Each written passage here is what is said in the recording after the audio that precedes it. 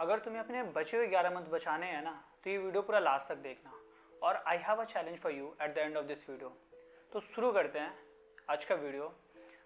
आज का वीडियो इस बारे में है कि तुम हर बार प्रिपरेशन शुरू तो करते हो, ठीक है, और फिर हर कुछ दिन बाद वहीं पे वापस आके खड़े हो जाते। ऐसा क्यों हो रहा है हर बार तुम्हारे साथ? Because you are missing on 4 important points of your preparation.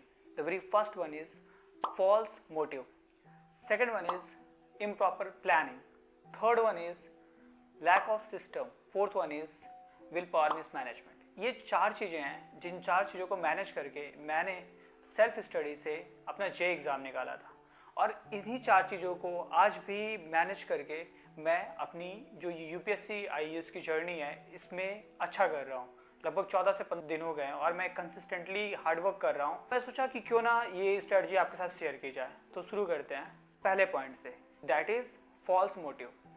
इसका मतलब क्या भैया? मतलब क्या इसका मतलब ये है कि जो हमारा पढ़ने के पीछे का मोटिवेशन था वो गलत था? शायद कुछ ऐसा ही। बताता हूँ क्यों। जैसे अगर आप जे एस्पिरेंट हो, आप ध्यान से सुनना इसको और सोचना। आप जे एस्पिरेंट हो, आप क्या टारगेट करके बैठे हो, क्या सोचते रहते हो? IIT टैग, NIT टैग, अच्छी सी नौकरी, और फिर सोसाइटी में एक्सेप्टेंस। या फिर आप यूपीएससी एस्पिरेंट, तो आप क्या सोच रहे हो? नीली बत्ती, खूब सारी पावर, खूब सारा पैसा।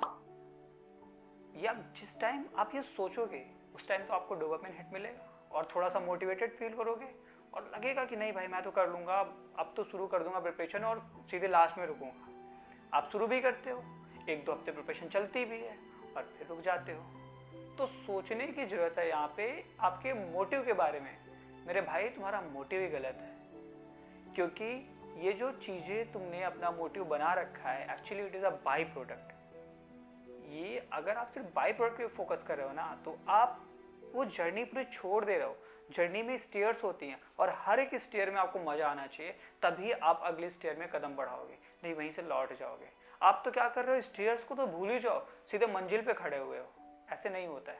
बताता हूँ। मैं अपनी बात करूँ तो मैं यूपीएससी एस्पिरेंट हूँ। मेरे तो लगभग 20 सब्जेक्ट हैं, 10 टेक्निकल, 10 नॉन टेक्निकल। मेरा क्या मोटिवेशन होता है बिहाइंड द स्टडी वो बताता हूँ, और आप भी इसको अप्लाई करोगे तो आपकी भी कॉन्टिन्यूटी ब्रेक नहीं होगी। जैसे मैं अपनी मोटिव की बात करूँ, जो कि अभी बिहाइंड द स्टडी होता है, वो ये है कि जैसे अभी मेरा रिसेंट में डिजिटल इलेक्ट्रॉनिक सब्जेक्ट चल रहा है, तो मेरा मोटिवेशन ये है कि मुझे अपना सब्जेक्ट बहुत ढंग से सीखना है। मुझे फ़र्क नहीं पड़ता इससे कि कल मेरा यूपीएससी निकलेगा या नहीं निकलेगा, उससे बिल्कुल फ़र्क नहीं पड़ता।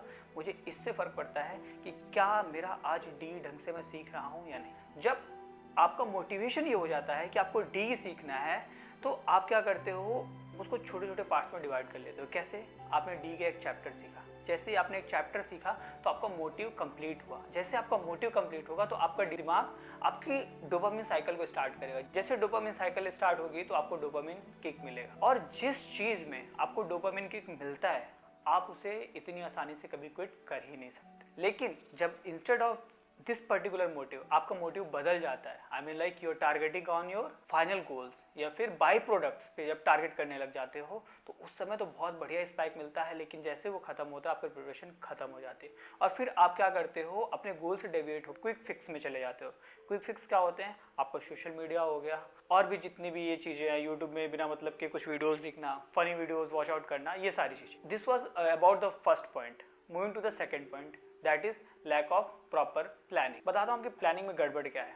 आपकी प्लानिंग ये है ना कि आप एक दिन बैठे और आपने पूरे 1 साल की प्लानिंग कर ली। 1 साल की प्लानिंग कुछ ऐसी कि 1 साल में आपके 3 सब्जेक्ट हैं, तीनों सब्जेक्ट तो लगभग खत्म होते हुए दिख रहे हैं, क्योंकि अगर आप एक एक चैप्टर भी करोगे तो आराम से हो जाएगा। नहीं मेरे भाई, ये डिटेल्ड प्लानिंग नहीं है, इससे काम नहीं चलेगा। आपने तो अपने दिमाग को समझा लिया, और जब प्लानिंग करोगे तो दिमाग को अच्छा भी लगेगा, बट लेकिन ये चीज़ काम करने वाली नहीं है। आपकी प्लानिंग प्रॉपर होनी चाहिए। प्रॉपर प्लानिंग का मतलब बताता हूँ। जैसे मेरे टेक्निकल में 10 सब्जेक्ट हैं, 10 में से 7 मेन सब्जेक्ट हैं। अगर मैंने वो 7 सब्जेक्ट अपने अचीव कर लिए तो मैं कह सकता हूँ कि अराउंड 80%, 80 to 5% मेरा टेक्निकल पार्ट ख़त्म हो गया है। तो मैं क्या करूँगा, मेरे प्रिपरेशन में लगभग 12 महीने हैं, मेरे पास 12 महीने हैं। तो अगर मैं वो 12 महीनों का ऐसे देखने लगूंगा तो मुझे लगेगा कि मेरे पास बहुत सारा टाइम है और मैं तो अभी मस्त समय बर्बाद कर सकता। लेकिन मैंने क्या किया, उसकी जगह पे अपने वो जो 12 महीने थे उसको घटा के 1 महीने में ले आया। कैसे? कि मेरे पास 1 महीना है और 1 महीने में पास एक सब्जेक्ट है और वो एक सब्जेक्ट को फिनिश करना है। पहले तो अब ये पता चल गया कि 30 दिन है और 30 दिन में तुम्हारी फट रही है, क्योंकि 30 दिन के लिए तो सब्जेक्ट काफ़ी बड़ा है। जब 30 दिन के लिए सब्जेक्ट काफ़ी बड़ा है तो आप समय नहीं बर्बाद कर सकते हो, समय बर्बाद करोगे तो सब्जेक्ट नहीं अचीव होगा। अब सब्जेक्ट नहीं अचीव होगा तो आपका मोटिव पूरा नहीं होगा, ठीक है, क्योंकि आपका मोटिव तो अब बदल गया है ना। अब तो आपका मोटिव हो गया कि आपको सब्जेक्ट समझना है, ना कि नीली बत्ती, तो आपको सब्जेक्ट समझना है। फिर इसके बाद क्या किया, मैंने देखा कि टोटल जितने भी लेक्चर्स हैं उन लेक्चर को कंप्लीट करने के लिए मुझे almost 2 lectures on daily basis देखना पड़ेगा। तो ये भी एक टास्क मिल गया कि लगभग हर दिन 2 लेक्चर देखने हैं। फिर उसके बाद मैंने देखा कि PYQ कितने हैं, उनको डिवाइड कर लिया। तो इस तरीके से मुझे पता चल गया कि मुझे लगभग वीकली बेसिस पे कितना करना है और डेली बेसिस पे कितना करना है। तो जब तुम्हारी प्लानिंग इस तरीके से होगी ना तो तुम कभी भटकोगे नहीं। और जो एक दिमाग में आता है ना कि समय बहुत बचा हुआ है, तो आपको वो वाला पार्ट नहीं आएगा। कारण है क्योंकि आपको रियलिटी दिख रही है कि आपके पास वास्तव में समय नहीं है। क्योंकि अगर आपने इस महीने ये सब्जेक्ट नहीं अचीव किया तो ये सब्जेक्ट पड़ा रह जाएगा, क्योंकि जो बचा हुआ टाइम है उनके लिए जो बचे हुए सब्जेक्ट हैं वो पर्याप्त है। तो आपकी प्लानिंग इस तरीके से होनी चाहिए ताकि आपको लगे कि हर दिन का काम बहुत ज़रूरी है, so that you are not going to waste your time anywhere. Coming to the third point, that is lack of proper system. इससे क्या मतलब है मेरा? इससे मेरा ये मतलब है भाई कि तुम्हारा डेली रूटीन, कभी तुम रात में 12 बजे सोते हो, कभी रात में 4 बजे सोते हो, कभी रात में 2 बजे सोते हो। जब तक ये चलता रहेगा तो तुम भूल जाओ कि तुम एकेडमिकली कुछ ढंग से अचीव करने वाले हो। अगर एकेडमिकली कुछ ढंग से अचीव करना है तो तुम्हें एक रूटीन में बंधना पड़ेगा। वो कुछ भी हो सकता है तुम्हारे हिसाब से सूटेबल, बट तुम्हें इसे बनाना पड़ेगा। क्योंकि जब तक तुम्हारा एक प्रॉपर रूटीन नहीं बनेगा तुम्हारा प्रोग्रेसिव डेवलपमेंट नहीं होगा। क्योंकि आज तो तुमने पढ़ लिए जो उसमें 12 घंटे, कल फिर नहीं पढ़ोगे, क्योंकि तुम अपनी प्रिपरेशन को ट्रैक नहीं कर पा रहे होगे, क्योंकि तुम्हें यही नहीं पता है कि तुम्हें कितने बजे लाइफ में क्या करना है। So you should have a proper daily routine और उसी को तुम्हें फॉलो करना है जब तक तुम उस लास्ट गोल तक नहीं पहुंच जाते हो। जैसे कि तुम्हारे रूटीन में 4 मेजर चीज़ें होनी चाहिए। The very first one is your पढ़ाई, the very second one is your fitness, the third one is your sleep, the fourth one is your family. इनके अलावा जब तक तुम्हारी लाइफ में गोल नहीं अचीव हो जा रहा है तुम कहीं पे टाइम इन्वेस्ट नहीं कर सकते हो। संडे को थोड़े बहुत तुम्हारे प्लान्स हो सकते हैं जो तुम्हारा ऑफ डे है, बट बहुत छोटे प्लान्स, ये नहीं कि ऑफ द ट्रैक चले गए। अगर तुम ऐसा कर रहे हो तो trust me brother, you are not going to get anything the field of academic, नहीं मिलेगा, पॉसिबल ही नहीं है। क्योंकि लोग लगे हुए हैं, people are putting in, they are continuously following their routine. तुम्हें भी इस ट्रैक में आना पड़ेगा, टाइम लगेगा, give the efforts, but you have to follow a routine. मैं अपने एक्सपीरियंस से बताऊं, मैंने लगभग सारे रूटीन ट्राई किया और मेरे हिसाब से जो बेस्ट रूटीन है वो सुबह 5 बजे उठने वाला है। That is the best one. You should try to wake up early in the morning. दिमाग में बहुत ज़्यादा फ्रेश एनर्जी होती है। आप चाहो तो थोड़ा सा वर्कआउट कर सकते हो, तो पढ़ाई स्टार्ट कर सकते हो, directly you can go to your study. बढ़िया मज़ा आता है, दिन में आराम से 8 से 10 घंटे की पढ़ाई निकलती है और एकदम सही लगता है। Now moving to the last point, that is mismanagement of the will power. बात करते हैं कि विल पावर क्या होती है। Will power is a power which makes you to have self control और इन डिसीजन मेकिंग। जो विल पावर होती है वो आपके प्रीफ्रंटल कॉर्टेक्स से कनेक्टेड होती है। So if you are wasting your will power excessively, then you'll reach to a point जहाँ पे ख़त्म हो जाएगी और फिर आपको जो माइंडफुल डिसीजन लेने थे आप उनको नहीं ले पाएंगे।